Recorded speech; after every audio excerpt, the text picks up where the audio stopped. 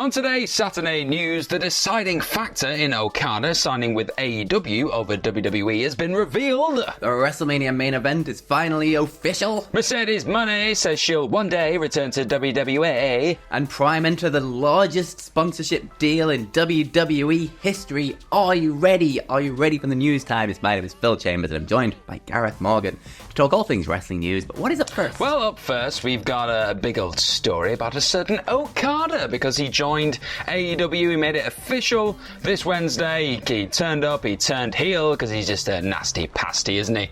And it was a cool moment. He joined the Elite, and now we've had a lot of reports, behind the scenes things that have just trickled through in the days afterwards. And another report that's dropped, and I believe this dropped either yesterday or the day before. It was on Sports Illustrated. It was from Justin Barrasso, and they were talking about the thought process of Okada, why he chose AEW over WWE, because WWE, again, according to this report, were very much in the running to potentially sign Okada, and he was actually quite interested in the idea of being at WrestleMania, which you can't really blame the guy. Like, would be awesome, wouldn't it, to see an Okada at WrestleMania, be a cool thing. But in the end, he obviously chose AEW, and the deciding factor of that, like that decision, was just working alongside the Elite and the rest of his pals, because they're long-time friends, all that stuff.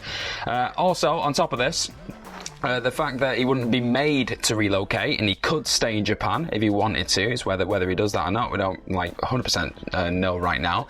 And again, just working with the Young Bucks and working reigniting that rivalry with Kenny Omega was really tantalizing as well. Obviously, he does trust Tony Khan massively. I think just that he's shown maybe over the last couple of years that he's a guy that will respect the talents coming over from New Japan and really make them feel like mega stars. And in Okada, you just got to do that because it's a waste otherwise, isn't it? If you're going to pay him this kind of money. And on top of this as well, there was also an interesting note about Sting's last match. Obviously, the Young Bucks turned up for that match wearing very much Okada-inspired robes, and these were actually made. These were custom-made pieces of foreshadowing, if you will. They were custom-made as Okada became a free agent in the hopes that he'd eventually join AEW. So it was a little bit of, hey, look, we'll make these, and that's pretty cool. We're already thinking about it long-term. Okada, come to us, please. That's pretty much what they were doing. So yeah, that's pretty much all of it, really. Then they're gonna debut this new Elite, obviously, at Collision. It's gonna be, I believe, it's their in-ring debut as a unit now without Kenny Omega and Hangman Adam Page. So that's gonna be interesting. But there you go. They're the real reasons, I guess, why Okada signed with AEW.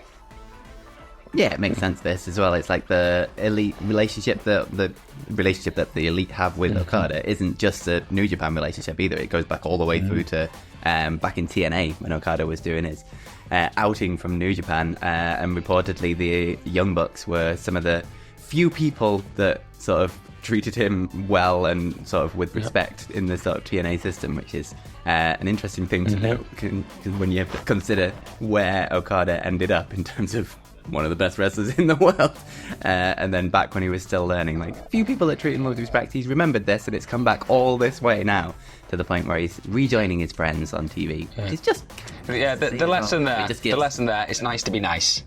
Just do it. It's exactly, yeah. Be nice to people on the way up, because you'll sure as hell meet them on the way back down.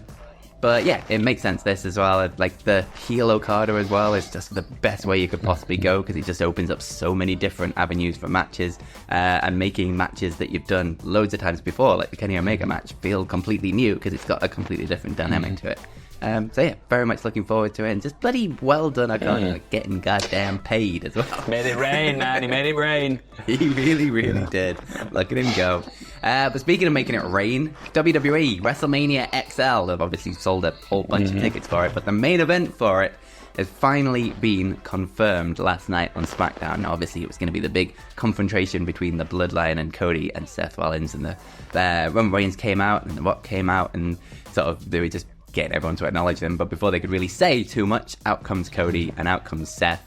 And And yeah, it's been official. There was a bunch of back and forth, obviously, but then Seth Rollins sort of finally chimed in and accepted the offer from The Rock, I guess, the challenge. And it is going to be night one, the tag team main event.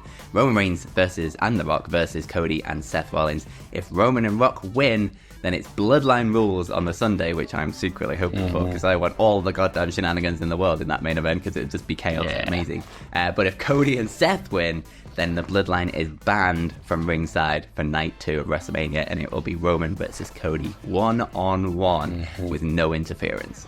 So it has obviously been teased for bloody ages, this match, but it's finally been made official last night, and it's an exciting time. The Rock cut another amazing promo on social media last night, where he called out Cody's dog, Pharaoh, saying not to call him Pharaoh, call him S-head instead. He's just the best at the minute. He's doing so well. Yeah, he's locked in. He's very much here. He's ready. He just wants to create a bit of magic, and I'm enjoying it. I did particularly enjoy Seth Rollins' Mr. Midlife Crisis line as well. That was quite good. Yes. That got a big pop from me. Much better than his diarrhea, Dwayne. But the crowd was chanting diarrhea. They were chanting. So I guess it got over, I guess, somehow. It's just, we're living in strange, awesome, but very strange times. I'm so excited. I'm ready. There was, 2-3 weeks ago, it looked like the world was falling apart, and now we've somehow managed to pretty much get the best of both worlds. So I'm so excited. I'm so ready. Like, I want it to be tomorrow, but now we've got another couple of weeks. It's going to be interesting to see how they keep the hype on moving and like keep the story progressing, because they've managed to drag this out now over like a week, 2 weeks, that just the making of the decision, which is madness. So they kept us engaged. So I've got a lot of faith in them at this point, even though they very nearly fumbled it. But we'll see where we go.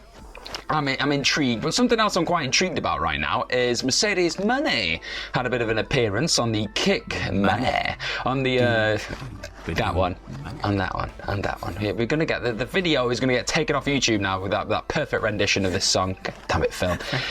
She was on the Kick Rocks Wrestling podcast, and she was just talking about a lot of things. And one of the big subjects that came up was why she left WWE, because it's something everyone wants to talk about. And she didn't really go into too many specifics. She just said that she was really proud of the decision she made. Said it was one of the hardest ones she made, but on the back of it meant that she got this incredible life, and she got to just do all these incredible things now going forward in this stage of her career. But she also noted within this appearance, I know I'm going to be back there, WWE, one day, so it's not over. Like I said, I have a lot of unfinished business in wrestling in a lot of places. So, and this was again after she'd really given a lot of praise to WWE and just said that she's not got anything bad to say about them.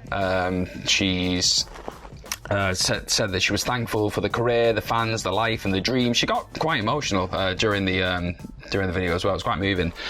Just saying that she was so thankful for that time she'd had there. So it does feel like things are still on rather good terms. I know it's quite strange timing if she is on the verge of joining AEW next week, but I think that's probably her just going out of her way to go, you know what, this is no ill will. I'm not just saying, WWE bad, AEW good. Everything good. Wrestling good. So let's just make sure everyone's having a good time. And she also mentioned within this podcast, again, just little subtle hyping for that big business show, whatever it is next week. She said she's been, she was talking about big business moves. She'd been making some big business moves. I wonder what she was talking about there. I'm excited for that. I'm so excited. It's going to be good. Yeah, loving it. I can't wait to see what they do with Mercedes Mone and AEW. She is my favourite women's wrestler, one of my favourite wrestlers, full stop. She's absolutely amazing. I don't... bet on yourself. If you have a dream, go out and follow it. She wanted to wrestle in Japan. She wanted to do all these things. It's she's obviously done a lot outside of wrestling since she kind of disappeared and done stuff in fashion and acting and things. But she obviously just loves wrestling and always has done. And everything you sort of read or hear about her or see in interviews is that she just is kind of obsessed with wrestling. She just wants to kind of experience it all and do it all. And this is her just going out there. Betting on herself and believing in herself and putting it all on the line. And I fully respect it and can't wait to see what AEW do with her. Just make it a big deal. Make it feel built like big business. Put it let's get some women's main event over there. Let's like make it like a big stamp on what we're gonna do going forwards and change the women's division kind of. She could be a game changer. She could be a big game changer. She could absolutely so be a game changer. She brings a massive audience with her, so hopefully, they do something big and they treat it big as well. But very much looking forward to big business next week. But moving back over to wrestling, and speaking of big business as well, bloody hell. Look at this. Prime Energy and WWE have entered what is being called the largest sponsorship deal in WWE history. It was kind of announced on SmackDown last night. Logan Paul came out talking about it. And then KSI came out as well, and then they were doing a big photo shoot, and he got interrupted by Randy Orton, and he RKO'd Logan Paul right on top of a Prime bottle that is on the mat, because the sponsorship deal is going to have, never before seen in WWE, branding on the mat, on the ring mat, at PLEs such as WrestleMania, Money in the Bank, and like other big premium live events. Including, they say, key brand placement at events including WrestleMania and Survivor Series, match sponsorships, activations at live events, social support from WWE superstars across retail and digital activations, and more. Now, this is obviously the kind of UFC influence seeping in, because the UFC have been doing branded ring mats stuff for the ages, and it's kind of baffling that WWE have never actually done this, especially with sort of more sponsorship deals creeping in, like the Cinnamon Toast Crunch Man at WrestleMania last year and other things like that, and the zombies, I guess, if you want to go down that route. Like, they've done these crazy things, but they've not just put a logo on the ring mat, which is kind of mad. So this will be the first one of this, but also Prime is the official drink of the UFC and has been since January last year, so they are also the first brand to activate a sponsorship across both UFC and WWE across the full TKO sort of brand experience, I guess. So this is really, really big for both WWE and for Prime, and obviously kind of feels like Logan Paul's going to be, if not wrestling in WWE, then definitely attached to WWE for a long time yet. Yeah, making big moves, big moves. I don't mind the whole logos on the mat. I'm not that precious. Like, that's just business, isn't it? And if anything, it weirdly makes WWE feel a bit more legitimate in a strange way, because you've seen it in boxing, sports centric, that kind of stuff. I don't mind that.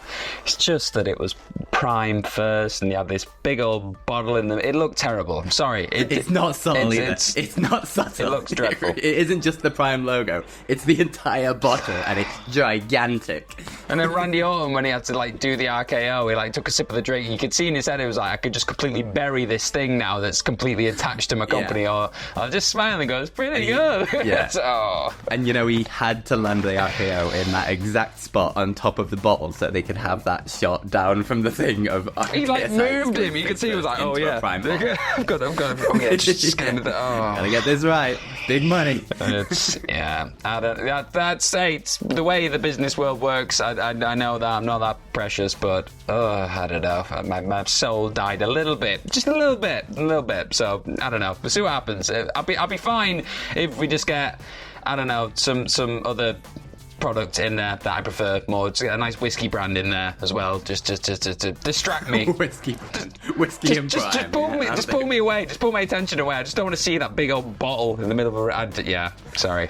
There's a lot more space on that mat yet. You can get some other random characters on there. Get the Cinnamon Toast Crunch guy. WhatCulture logo just in the that'd be good. That's what I'm saying. That's where the money's at. We do not have that kind of money, but WWE will give us the money to have that on there. We know. They know. They know.